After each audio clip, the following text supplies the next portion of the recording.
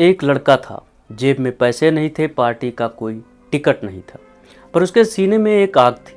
वो आग थी सच बोलने की, और उस आग ने उसे एक रैपर से सीधे प्रधानमंत्री बना दिया।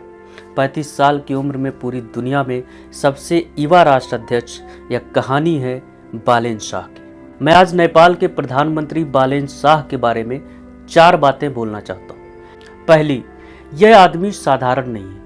दूसरी, इसकी कहानी भारत के हर युवा को पढ़नी चाहिए। और तीसरी, यह साबित करता है कि व्यवस्था को बदला जा सकता है। और चौथी, इसकी असली पहचान न राजनेता है न रैपर है, इसकी असली पहचान है एक आवाज़ जो सच बोलती है, बेखौफ। भारत के पड़ोस में एक छोटा सा देश है नेपाल।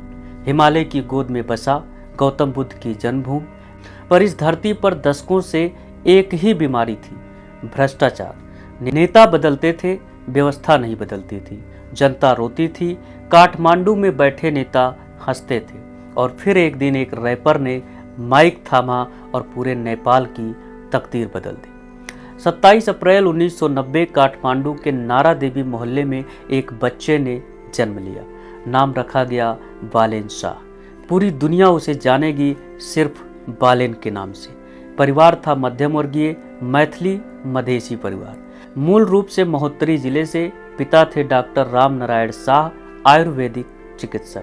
माता थी ध्रुव देवी शाह, एक गृहिणी। बालेन 3 भाई बहनों में से सबसे छोटे थे, और ये सबसे छोटा बच्चा वो बनेगा नेपाल का प्रधानमंत्री।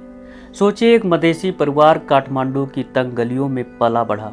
न राजसी खानदान, न पुराने नेताओं की विरासत, बस एक सपना, और उस सपने को सच करने की एक जिद। बालेन ने अपनी स्कूल की पढ़ाई काठमांडू के KBS निकेतन हायर सेकेंडरी स्कूल से किया। फिर जब इंजीनियरिंग की बारी आई तो उन्होंने चुना काठमांडू का Himalaya white house international college. यहाँ से उन्होंने सिविल इंजीनियरिंग में BE की डिग्री हासिल की। लेकिन यहीं नहीं रुके, आगे पढ़ने के लिए वो आए भारत, कर्नाटक के विश्वेश्वरैया टेक्नोलॉजिकल यूनिवर्सिटी में। यहाँ से उन्होंने स्ट्रक्चरल इंजीनियरिंग में MTech की डिग्री हासिल की। यानी नेपाल का प्रधानमंत्री भारत से पढ़ा हुआ इंजीनियर है। सोचिए यह नाता कितना गहरा है। एक और शिक्षा, दूसरी ओर एक और दुनिया, संगीत की दुनिया, जहाँ शब्द बोलते नहीं चीखते हैं। इंजीनियरिंग पढ़ते पढ़ते बालेन के अंदर एक और आग जल रही थी। वो देख रहे थे नेपाल की व्यवस्था को, नेताओं के भ्रष्टाचार को, जनता की बेबसी, युवाओं का गुस्सा, और उस गुस्से को उन्होंने एक आवाज़ दी, रैप की आवाज़। बालेन बने एक बैटल रैपर। उनके गाने कोई मनोरंजन के लिए नहीं थे।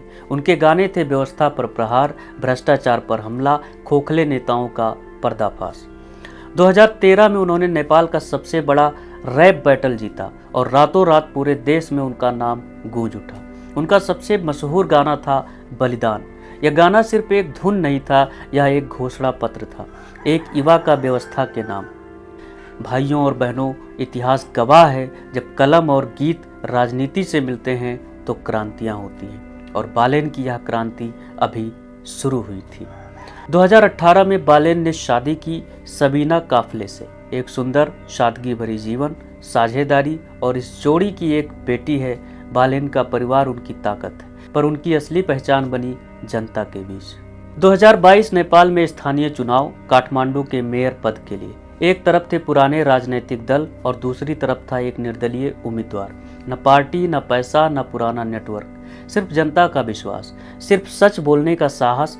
नतीजा आया, 61,000 से अधिक वोट। बालेन शाह काठमांडू के 15वें मेयर बन गए। इतिहास में पहली बार कोई निर्दलीय उम्मीदवार काठमांडू का मेयर बना।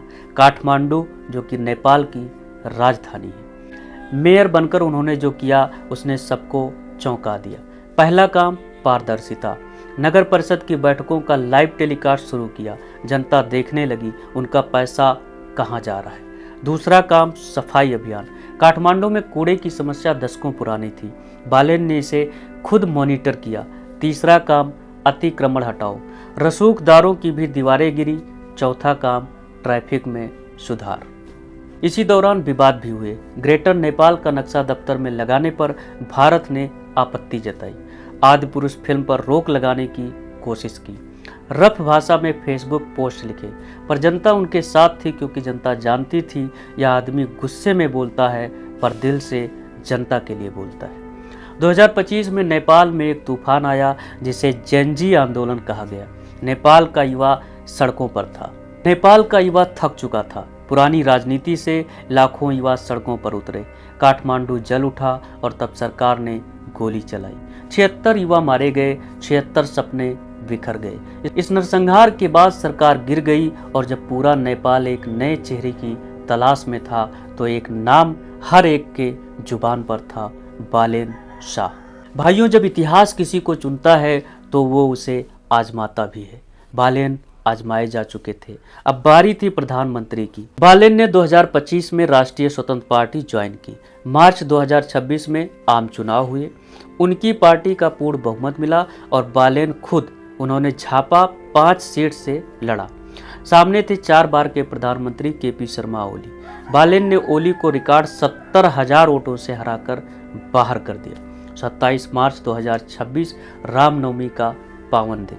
बालेन शाह ने शपथ ली नेपाल के प्रधानमंत्री के रूप में।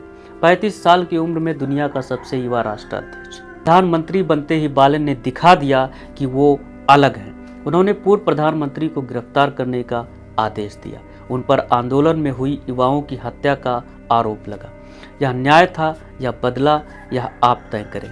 उन्होंने वीआईपी कल्चर खत्म कर दिया। काफिलों के लिए सड़क बंद करने पर रोक लगा दी। नेताओं की तस्वीरें सरकारी दफ्तरों से हटाई गईं। सूरज को क्या पता दीपक की जलन क्या होती है, पर बालेन जानते थे, क्योंकि वे खुद उन्हीं गलियों से आए थे। वीआईपी कल्चर से हमारे इंडिया में कितनी परेशानी होती है ये आप भली बात जानते हैं। आपको क्या लगता है, इंडिया में भी वीआईपी कल्चर बंद होनी चाहिए? कमेंट करके बताइए। अब बात करते हैं उस फैसले की जो सबसे अहम है। नेपाल में सदियों से दलितों पर अत्याचार होता रहा। प्रधानमंत्री बालेन शाह ने पहला काम किया, दलितों से राज्य की ओर से औपचारिक माफी मांगने की घोषणा। नेपाल की सरकार दलित समुदाय से सदियों के अत्याचार के लिए माफी मांगती है। साथियों, यह शब्द हल्के नहीं है।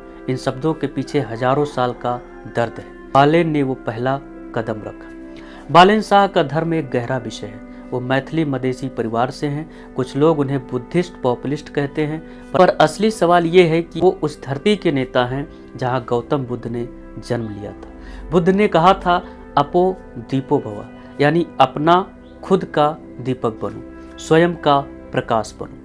बालेन न पार्टी के भरोसे रहे न पुराने नेताओं के, खुद अपना दीपक बने और पूरे नेपाल को रोशन किया। बालेन शाह की सोच 3 शब्दों में है, जवाबदेही, मेरिट और यूथ पावर। हाँ, उनके कार्यकाल में भी भ्रष्टाचार के आरोप लगे, मंत्री हटाए गए। आलोचक कहते हैं कि वे विपक्ष को दबा रहे हैं, पर बालेन के समर्थक कहते हैं बदलाव से दर्द होता है और दर्द के बिना बदलाव नहीं होता। तो ये थी कहानी बालेन शाह की, एक मदेशी बच्चा जिसने रैप से व्यवस्था को चुनौती दी और 35 साल में दुनिया का सबसे युवा प्रधानमंत्री बना, जिसके पास एक रैपर का दिल है और एक इंजीनियरिंग का दिमाग। जब व्यवस्था ना सुने तो आवाज़ उठाओ, जब आवाज़ ना सुने तो व्यवस्था बदलो, और अगर व्यवस्था बदलनी हो तो खुद उसका हिस्सा बनो। यही सिखाता है बालेन शाह का जीवन, यही सिखाता है डॉक्टर बाबा साहब अम्बेडकर का संविधान, यही सिखाता है तथागत गौतम बुद्ध का धम्म। इस वीडियो में बस इतना ही। मिलते हैं अगली काम की खबर में। तब तक के लिए जय हिंद, जय भारत, जय संविधान।